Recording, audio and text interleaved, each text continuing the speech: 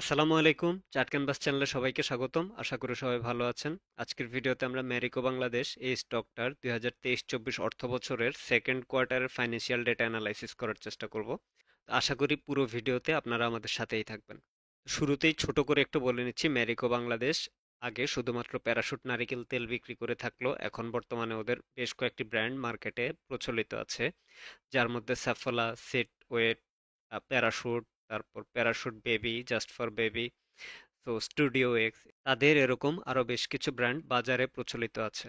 তো কথা না বাড়িয়ে মূল ভিডিওতে আসা যাক। ভিডিও শুরু করার আগে আমি একটা ডিসক্লেমার দিয়ে নিচ্ছি। এই ভিডিওটি এডুকেশনাল পারপাসে তৈরি করা একটা ভিডিও। এই ভিডিওতে আমি কোনো স্টক বাই বা সেল করার কোনো পরামর্শ দিচ্ছি না। মনে রাখবেন, পুঁজিবাজার ঝুঁকিপূর্ণ, জেনে ও বুঝে বিনিয়োগ করতে হবে আপনাকে। তো আমরা আমাদের অ্যানালাইসিসের মূল পর্বে চলে আসি। আমরা আজকে যে স্টকটির অ্যানালাইসিস করব, এটার টিকার ম্যারিকো এবং কোম্পানির নেম ম্যারিকো বাংলাদেশ লিমিটেড।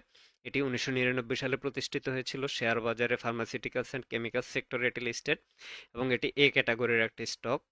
আর এর শেয়ার হোল্ডিং প্যাটার্নসটা যদি আমরা দেখি, সেক্ষেত্রে এর স্পন্সর বা ডিরেক্টরদের কাছে 90% শেয়ার হোল্ড করতেছে, আর ইনস্টিটিউটের কাছে 6.8%, ফরেন হোল্ডিংস 1.16%, পাবলিক হোল্ডিং 2.04%। আমরা যদি এর ক্যাপিটাল মার্কেট ম্যাট্রিক্সটা একটু দেখি, free float share 10%, authorised cap 40 কোটি টাকার এবং পেইড আপ ক্যাপ 31.31 কোটি টাকার, মার্কেট ক্যাপ 7,326 কোটি টাকা, আর এর বাজারে 3,20,00,000 শেয়ার আছে। আর আমরা যদি এর বিজনেস ম্যাট্রিক্সটা একটু দেখি, সেক্ষেত্রে এর এমপ্লয়ি আছে 352 জন, আনঅডিটেড পি 11.5, অডিটেড পি 15.94, আর এনএভি 260 টাকা 67 পয়সা, আর এর এনএভি টু প্রাইস 8.92। তার মানে এই স্টকটা তার এনএভির অলমোস্ট 9 টাইমস মোর প্রাইসে স্টক মার্কেটে ট্রেডেড হচ্ছে। সো আমরা যদি এর 52 উইক্স এর প্রাইস রেঞ্জটা দেখি, সো 52 উইক্স প্রাইসের রেঞ্জে এটা মোটামুটি মাঝামাঝি একটা রেঞ্জে এখন আছে। তো এর কারেন্ট প্রাইস 2,326 টাকা, 52 উইক্স লো 1,987 টাকা, 52 উইক্স হাই 2,659 বা 60 টাকা। আর এর ইপিএস 141 টাকা 23 পয়সা, পি রেশিও 11.5, এনএভি 260 টাকা, আর NAV to price 8.9x। So আমরা এই ভিডিওতে সেপ্টেম্বর 2024 যে কোয়ার্টারটা, এই কোয়ার্টারের অ্যানালাইসিস করব। এটা তার জন্য সেকেন্ড কোয়ার্টার এবং তার ইয়ার এন্ড হয়েছিল মার্চ 2024-এ। সো আমরা এবার যদি তার ব্যালেন্স শিটের ডেটাটা দেখে নিই, ব্যালেন্স শিটের ডেটা দেখলে আমরা দেখতে পাচ্ছি তার টোটাল অ্যাসেট আছে 1,313 কোটি টাকার, এবং তার টোটাল কারেন্ট অ্যাসেট আছে 1,133 কোটি টাকা, আর তার টোটাল লায়াবিলিটিস 550 কোটি টাকা, টোটাল কারেন্ট লায়াবিলিটিস 533 কোটি টাকা। তার কোনো ডেট নাই, এটা খুবই একটা ভালো সাইন। এবং এই কোম্পানিটার টোটাল ইকুইটি 762 কোটি টাকা।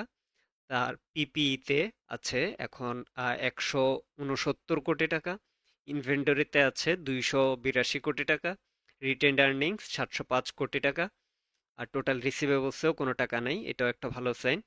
আর তার টোটাল লায়াবিলিটিস এবং ইকুইটি মিলিয়ে আছে 1,313 কোটি টাকা। তো এই কোম্পানিটার কারেন্ট রেশিও 2.1x। তো এটা আসলে মিন করে যে তার বর্তমানে যে কারেন্ট অ্যাসেট আছে, সেটার এগেনস্টে তার কি পরিমাণ লায়াবিলিটিস আছে।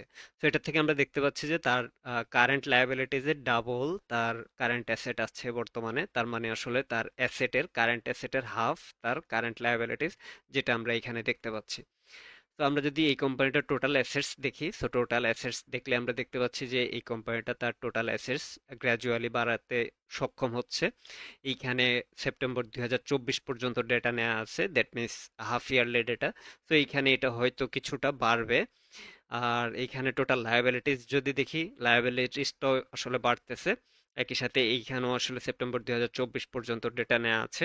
আর টোটাল ইকুইটির ক্ষেত্রে, টোটাল ইকুইটি কিন্তু রিসেন্ট ইয়ারগুলোতে অনেক বেড়ে গিয়েছিল, সো এখনো মোটামুটি ভালো আছে, যেটা কিন্তু তার রিটেন আর্নিংসের ফলে সম্ভব হয়েছে। যেহেতু ডলার ক্রাইসিসের কারণে এই স্টকটা মাঝখানে ভালো ডিভিডেন্ড পে করতে পারতেছিল না, বাট এখন কিন্তু সে মোটামুটি খুব ভালো ডিভিডেন্ড পে করে দিয়েছে অলরেডি 2 কোয়ার্টার মিলিয়ে। সো ওই হিসাবে কিন্তু আসলে তার ইকুইটি তেমন কমে নাই। এটা কিন্তু খুব ভালো একটা সাইন হতে পারে এই স্টকটার জন্য। সো এইবার যদি আমরা এই কোম্পানিটার কোয়ার্টারলি আর্নিংস গুলো একটু দেখি, সো আমরা এখানে দেখতে পাচ্ছি এই কোয়ার্টারের, মানে সেপ্টেম্বর 2024 যে কোয়ার্টারটা, এই কোয়ার্টারের ডেটা দেওয়া আছে। তো এই কোয়ার্টারের রেভিনিউ দেখতে পাচ্ছি 404 কোটি টাকা, অপারেটিং প্রফিট 165 কোটি টাকা, নেট প্রফিট 146 কোটি টাকা। তো এই কোম্পানিটা তার অপারেটিং প্রফিট মার্জিন 40% বা অলমোস্ট 41%। সো এটা কিন্তু খুবই ভালো একটা নাম্বার যে এই কোম্পানিটা খুব ভালোভাবে তার অপারেটিং প্রফিট মার্জিন ধরে রাখতে পারতেছে, এবং নেট প্রফিট মার্জিনটাও যদি আমরা দেখি সেটাও কিন্তু খুবই ভালো, 36.2%। তো বোঝাই যাচ্ছে যে এই কোম্পানিটার খুব ভালো কম্পিটিটিভ মোডস আছে এবং সে সেটা ধরে রাখতে পারতেছে।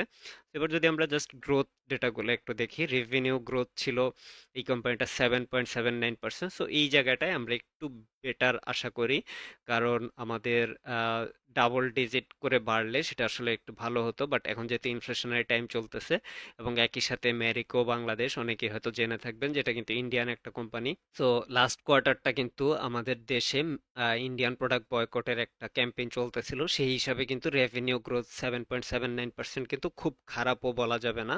বাট স্টিল আমরা অন্য কোয়ার্টারগুলোতে আশা করব সামনের দিকে হয়তো এই কোম্পানিটা তার রেভিনিউ গ্রোথ ধরে রাখতে পারবে।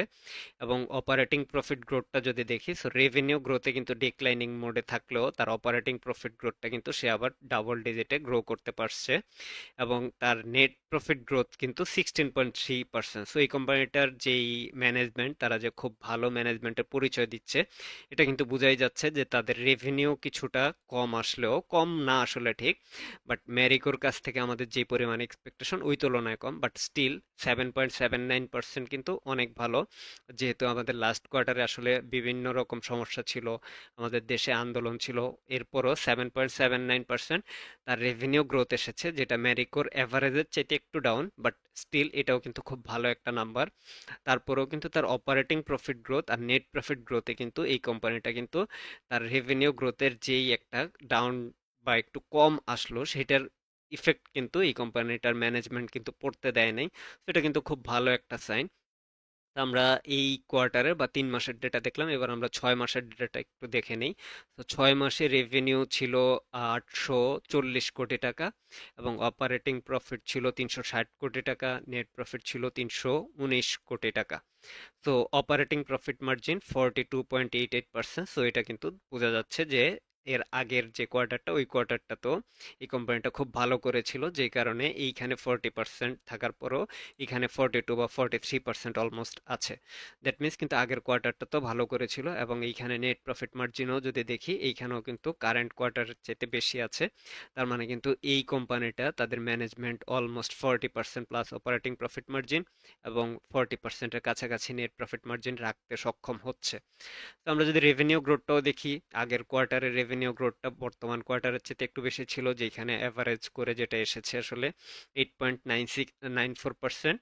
আর অপারেটিং প্রফিট গ্রোথ এইখানে আরো ভালো করেছে 14.9, মানে হলো 15%। সো এইখানে যেটা ছিল 11.16। আর এইখানে নেট প্রফিট গ্রোথটা যেটা 17.28%, সো এইখানে 16 ছিল। তো এইখানেও কিন্তু এই কোম্পানিটা খুব ভালো করেছে, এবং আগের কোয়ার্টারে যেহেতু তার রেভিনিউ গ্রোথ ছিল, রেভিনিউ বেশি জেনারেট হলে আসলে কোম্পানিগুলা বা বিজনেসগুলা তাদের অপারেটিং প্রফিট বা অপারেটিং যে কস্ট সেটাকে ইউটিলাইজ করতে পারে। এবং আমরা দেখতে পাচ্ছি যে এই ফার্স্ট কোয়ার্টার যেটা ছিল, ওই কোয়ার্টারে সেকেন্ড কোয়ার্টারের তুলনায় যেহেতু আসলে রেভিনিউ গ্রোথটা একটু ভালো ছিল, এবং এই কোম্পানির কিন্তু এফিসিয়েন্সি দেখা যাচ্ছে তার বিজনেসের ডেটাগুলাতে। তো আমরা কোয়ার্টারলি আর্নিংসের ডেটা দেখলাম, এবার আমরা একটু আর্নিংসের অ্যানুয়ালাইজড ডেটাটা একটু দেখবো। সো অ্যানুয়ালাইজড ডেটা আমরা আসলে 2 কোয়ার্টারের ডেটা দিয়ে সেটাকে আমরা অ্যানুয়ালাইজড করে নিয়েছি, ডিরেক্ট আসলে ডাবল করে নিয়ে আমরা অ্যানুয়ালাইজড করেছি। তো এখানে রেভিনিউ যদি দেখি, রেভিনিউ আসতেছে 1681 কোটি টাকা, অপারেটিং প্রফিট আসতেছে 721 কোটি টাকা, নেট প্রফিট 338 কোটি টাকা।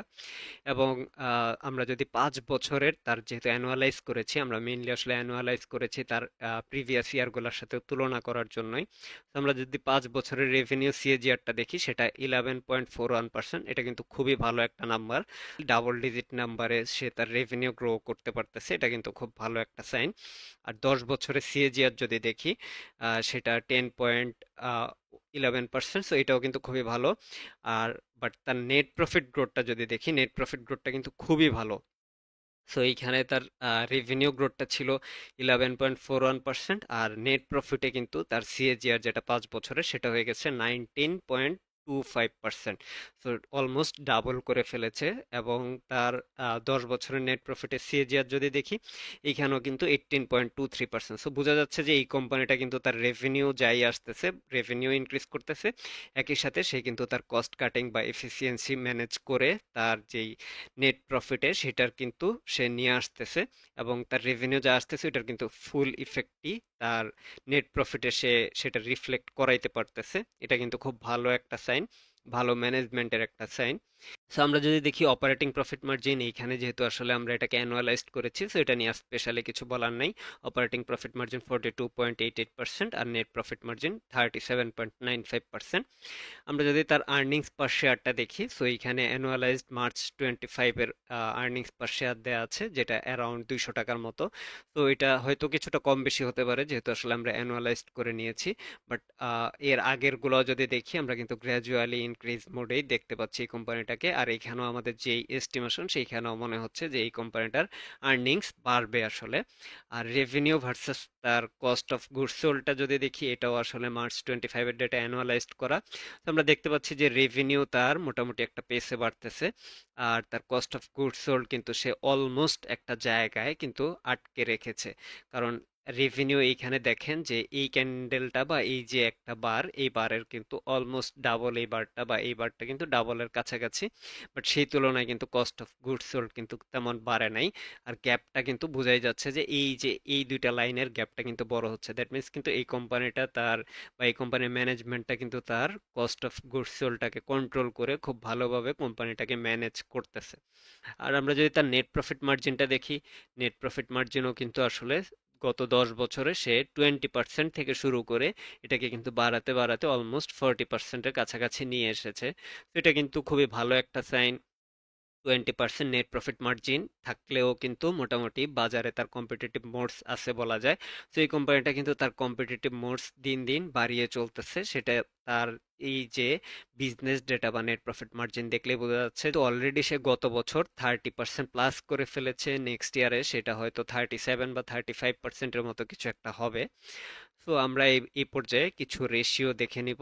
তো আমরা আমাদের লাস্ট ভিডিওতে এই রেশিওগুলা দেখানোর পরে কয়েকজন আমাদেরকে ইনবক্সে বলেছিলেন যে এই রেশিওগুলা একটু ডিটেলসে বলার জন্য। তো আমরা চেষ্টা করব এই ভিডিওতে একটু ডিটেলসে বলার জন্য। তো অ্যাসেট টার্নওভার রেশিও এটা মিন করে আসলে তার যে অ্যাসেট আছে সেইটার তুলনায় সে কত পার্সেন্ট বা কত গুণ তার টার্নওভার জেনারেট করতে পারতেছে। তো এই কোম্পানিটার ক্ষেত্রে আমরা দেখতে পাচ্ছি অ্যাসেট টার্নওভার রেশিও 1.3x। তার মানে কিন্তু তার অ্যাসেটের চাইতে বেশি টার্নওভার সে জেনারেট করতেছে। এবং তার ইনভেন্টরি টার্নওভার রেশিও যদি দেখি, তার মানে তার ইনভেন্টরিতে যে প্রোডাক্ট আছে সেইটার কত পার্সেন্ট সে সেল করতে পারতেছে। সো সে তার ইনভেন্টরির প্রায় ডাবল বা 2.5x এর মতো প্রোডাক্ট সে সেল করতে পারছে। এবং তার রিসিভেবলস যেহেতু তেমন নাই, সো এটা আসলে তার জন্য প্রযোজ্য হবে না। ডেটও নাই, ডেটটাও প্রযোজ্য হবে না। ডেট টু ইকুইটি রেশিও এটাও যেহেতু নাই, সো ডেট নাই, তাই এগুলো প্রযোজ্য হচ্ছে না। আর এই কোম্পানিটার ডেট কভারেজ রেশিও যদি আমরা বলি, সেটাও 47.55। দ্যাট মিনস এই কোম্পানিটার 47.55 টাকা নেট প্রফিটের এগেনস্টে মাত্র 1 টাকা তার ইন্টারেস্ট কভারেজ রেশিওতে খরচ হয়। তো এটা কিন্তু খুবই ভালো একটা নাম্বার। আর আমরা যদি এখানে ডেট টু ইকুইটি রেশিও দেখি, তো এই কোম্পানিটা কিন্তু সবসময়ই অলমোস্ট জিরো ডেটের একটা কোম্পানি ছিল। এখনো তার কোনো ডেট নাই। মাঝখানে মাঝখানে কিছু ছোটখাটো লোন, সে শর্ট টার্ম লোন নিয়েছিল, যেগুলো আবার সে রিপে করে দিয়েছে। সো এটা কিন্তু এই কোম্পানিটার ভালো ম্যানেজমেন্টের পরিচয় আবারও দিচ্ছে। এখানে যদি আমরা ক্যাপেক্স টু রেভিনিউ দেখি, এটা আসলে মিন করে রেভিনিউর কত পার্সেন্ট বা কত গুণ সে ক্যাপেক্সে খরচ করেছে। এখানে আমরা দেখতে পাচ্ছি যে 0.00। তো আসলে তেমন একটা সে ক্যাপেক্সে খরচ করে না, এটা দেখে বোঝাই যাচ্ছে। এইখানে আমরা ক্যাপেক্স টু নেট প্রফিটটা যদি দেখি, সো নেট প্রফিটের 0.01x সে আসলে খরচ করে। সো এটা খুবই নেগলিজিবল একটা অ্যামাউন্ট। যেখানে আসলে কোম্পানিগুলা ক্যাপেক্সের নামে অনেক টাকা নিয়ে নেয়, সেখানে কিন্তু সে ক্যাপেক্সে খুব একটা খরচ করতেছে না। এটাও কিন্তু খুবই ভালো একটা সাইন। এইখানে আরওএ মানে হলো আসলে রিটার্ন অন অ্যাসেট। তো তার যে অ্যাসেট আছে সেটার উপরে সে কেমন রিটার্ন জেনারেট করতে পারতেছে। তো এটা 48.61%। এটা কিন্তু খুবই ভালো একটা নাম্বার, খুব ভালো মানে আসলে খুবই ভালো।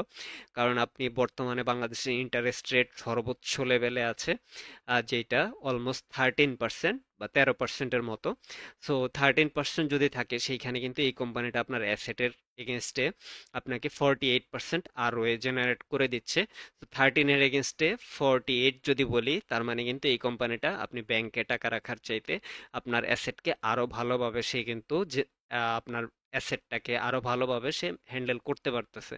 তো এটা যদি দেখি আরও রিটার্ন অন ইকুইটি, এটাও 83.74%। R OCE return on capital employed, so এইখানে সে আর ওসিই 95.19%, সো এইটাও কিন্তু খুবই ভালো একটা নাম্বার। এবং R O IC return on invested capital, so invested যে ক্যাপিটাল বা যে ক্যাপিটালটা সে ইনভেস্ট করেছে সেইটার উপরে সে 18.74% রিটার্ন জেনারেট করতে পারতেছে। তো এবার যদি আমরা এই কোম্পানিটার অ্যাসেট টার্নওভার রেশিও দেখি, সো যে কথাটা আমি শুরুতেই বলেছিলাম যে এই কোম্পানিটার যেহেতু আসলে ইন্ডিয়ান বয়কট বা কিছু ক্যাম্পেইনের কারণে এবং একই সাথে যেহেতু ইনফ্লেশন চলতেছে, এরা তো আসলে আপনার এসেনশিয়াল জিনিসপত্র বিক্রি করে না, এরা আসলে বিউটি প্রোডাক্টস বিক্রি করে থাকে। সো ইনফ্লেশনের টাইমে তাদের টার্নওভার কম আসবে, এটাই স্বাভাবিক। সো এই হিসাবে আসলে রিসেন্ট টাইমে তার অ্যাসেট টার্নওভার রেশিওটা একটু কমে গিয়েছে এবং এই কোম্পানিটা আমরা দেখতে পাচ্ছি যে অ্যানুয়ালাইজড ডেটাতে এই বছর বাড়ার একটা ইঙ্গিত দিচ্ছে। আর আমরা যদি আরওই দেখি, এই কোম্পানিটার আরওই একটা টাইম পর্যন্ত বাড়তেছিল, তারপর আবার কোভিড পরবর্তী সময় থেকে 2021 সাল থেকে কিন্তু তার আরওই আবার কমে যাচ্ছিল, এখন আবার বাড়ার একটা ইন্ডিকেশন দিচ্ছে। সো এই কোম্পানিটার আরওই কিন্তু একটা টাইমে দেখতেই পাচ্ছেন 180 বা 90 এর মতো ছিল। সো বোঝাই যাচ্ছে যে তখন এই কোম্পানিটা আসলে আরো ভালো রিটার্ন জেনারেট করত। এবং এই যে এখন যে আমাদের ইনফ্লেশন চলতেছে সেটা যদি কেটে যায় বা যুদ্ধ টুদ্ধ ওয়ার্ল্ড ওয়াইড যদি কেটে যায়, সেই ক্ষেত্রে এই কোম্পানিটা 5 বছর বা 10 বছর পরে আবার আগের লেভেলে এই যে 150 বা 180 আর ওই লেভেলে আসবে, এটা আমরা এক্সপেক্ট করতেছি। এবার আমরা এই কোম্পানিটার ক্যাশ ফ্লোটা একটু দেখি। সো ক্যাশ ফ্লো যদি দেখি, এই কোম্পানিটার কারেন্ট প্রাইস 2326 টাকা, ক্যাশ ফ্লো পার শেয়ার 22 টাকা 52 পয়সা, মানে একটা পার শেয়ারের এগেস্টে সে 22 টাকা 52 পয়সা ক্যাশ ফ্রি ক্যাশ জেনারেট করতে পারতেছে। এবং ফ্রি ক্যাশ মাল্টিপলটা যদি দেখি, সেটাও আসলে 103.27। তার ডিভিডেন্ড পে আউট রেশিও যদি দেখি, এই বছর যেহেতু 2 কোয়ার্টারে সে খুব ভালো ডিভিডেন্ড পে করে দিয়েছে, লাস্ট ইয়ারে সে ডলার সংকটের কারণে কিছু ডিভিডেন্ড দিতে পারে নাই, ওই ডিভিডেন্ড গুলো এখন দিয়ে দিচ্ছে। সো অলরেডি 2 কোয়ার্টার মিলিয়ে তার ডিভিডেন্ড পে আউট রেশিও 118% হয়ে গিয়েছে, এটা কিন্তু অ্যানুয়ালাইজড ডেটা না। আর free cash flow pay out ratio যদি দেখি, এই বছর সে যেই পরিমাণ ফ্রি ক্যাশ জেনারেট করেছে অলরেডি, তার 500% সে ডিভিডেন্ড আকারে পে করে দিয়েছে। আর 5 বছরের ডিভিডেন্ডে সিএজিআর যদি দেখি, 5 বছরে তার ডিভিডেন্ড পে আউট 3.71% করে বেড়েছে, 10 বছরে সেটা 11.51% করে বেড়েছে।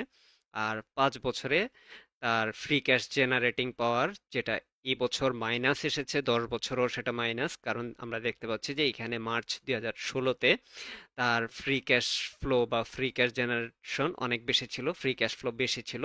এই কারণে বর্তমান বা কারেন্ট ইয়ারে যেহেতু তার ফ্রি ক্যাশ ফ্লো একটু কম আছে, যেই কারণে আসলে ফ্রি ক্যাশ ফ্লো সিএজিআরটা নেগেটিভ এসেছে। তো আমরা যদি এখানে দেখি ডিভিডেন্ড পেড, এই কোম্পানিটা তার গত 10 বছরে কেমন ডিভিডেন্ড পে করেছে, সো এখানে দেখতে পাচ্ছি যে ডিভিডেন্ড পে এর যেটা একটু বাড়তেছিল, দেন আবার কমতে কমতে মাঝখানে অনেকটা কমে গিয়েছিল, এরপর কিন্তু এই কোম্পানিটা আবার এখন একটা ইনক্রিজিং মোডে অলরেডি আছে। সো এবার যদি আমরা এই কোম্পানিটার ডিভিডেন্ড পে আউট রেশিওটা দেখি, সো ডিভিডেন্ড পে আউট রেশিওতে আমরা দেখতে পাচ্ছি যে এই কোম্পানিটা কিন্তু অলমোস্ট 100% ডিভিডেন্ড পে আউট করে আসতেছে। মাঝখানে 2 বছর 3 বছর একটু কমে গিয়েছিল, এখন কিন্তু আবার সে তার যে 100%-এর উপরে যে রেঞ্জটা, সেখানে কিন্তু সে আবার চলে গিয়েছে। তো এই কোম্পানিটা কিন্তু তার আর্নিংসের মোটামুটি পুরোটাই কিন্তু সে ডিভিডেন্ড আকারে পে করে দেয়। মাঝখানে যেহেতু আসলে কোভিড পরবর্তী বিজনেস একটু স্ট্রাগল ছিল হয়তো, যেই কারণে কিছু কম ডিভিডেন্ড পে করেছে, এখন থেকে কিন্তু সে আবার ডিভিডেন্ড পে করা শুরু করছে। আমরা যদি এই কোম্পানিটার ফ্রি ক্যাশ ফ্লোর এগেনস্টে তার ডিভিডেন্ড পেইডটা দেখি, তো এইখানে দেখতে পাচ্ছি যে এই কোম্পানিটা ফ্রি ক্যাশ যাই জেনারেট করতেছে, ওইটাও কিন্তু সে চেষ্টা করতেছে যে ডিভিডেন্ড আকারে পে করে দেওয়ার জন্য। আর মার্চ 2021 থেকে সে যেহেতু ডিভিডেন্ড পে আউট রেশিওটা কম মেনটেন করে আসতেছিল, সো তার ফ্রি ক্যাশ ফ্লোটা বেড়ে যাচ্ছিল বা বেড়ে গিয়েছে। সো এইটা এখন আবার হয়তো যেহেতু ডিভিডেন্ড আগের বছরের চাইতে বেশি পে করে দিয়েছে, সো ফ্রি ক্যাশ ফ্লোটা হয়তো একটু কমেছে, বাট এটা তার জন্য খুব একটা মেজর প্রবলেম না। তো এইবার আমরা এই কোম্পানিটার একটু ভ্যালুয়েশন মেথডগুলা দেখে নিব। সো ভ্যালুয়েশন করার জন্য আমরা তিনটা মেথডে ভ্যালুয়েশন করব। তো প্রথমেই আসি ডিভিডেন্ড ডিসকাউন্ট মডেলে। সো ডিভিডেন্ড ডিসকাউন্ট মডেলে এইখানে আমি সেপ্টেম্বর 2024 পর্যন্ত সে যেই পরিমাণ ডিভিডেন্ড পে করেছে ওই ডেটাটা নিয়েছি, আর তার আগে 9 বছরের ডেটা নিয়েছি, সে টোটাল যে পরিমাণ ডিভিডেন্ড পে করেছে।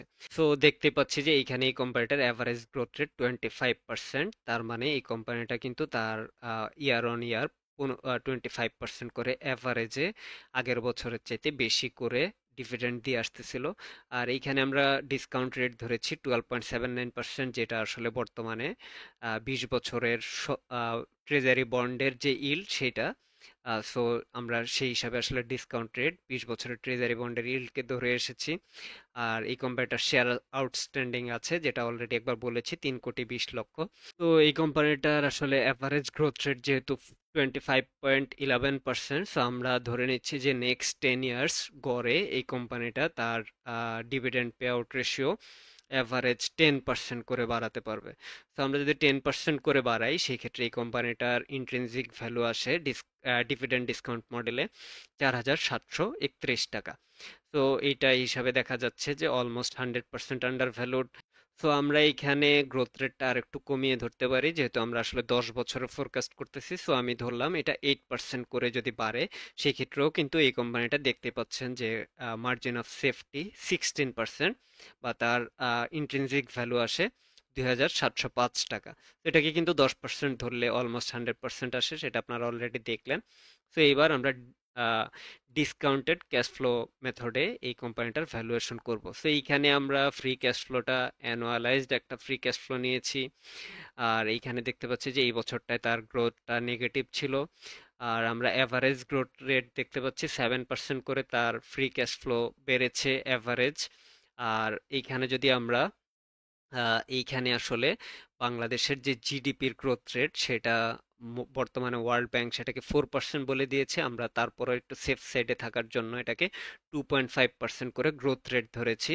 এই কোম্পানিটার জন্য জিডিপির গ্রোথ রেট হিসাবে আমরা যেটা ফোরকাস্ট করা হয়েছে ওই হিসাবে ধরেছি, এবং ওইটার থেকে আরেকটু কনজারভেটিভ থেকেছি আমরা। আর ডিসকাউন্ট রেটটা আমরা যেটা 20 ইয়ার্স ট্রেজারি বন্ডের যেই ইল্ড সেটা 12.79%, সো এটাই আমরা ধরেছি। সো আমরা দেখতে পাচ্ছি যে এই স্টকটার average free cash flow growth rate 7%।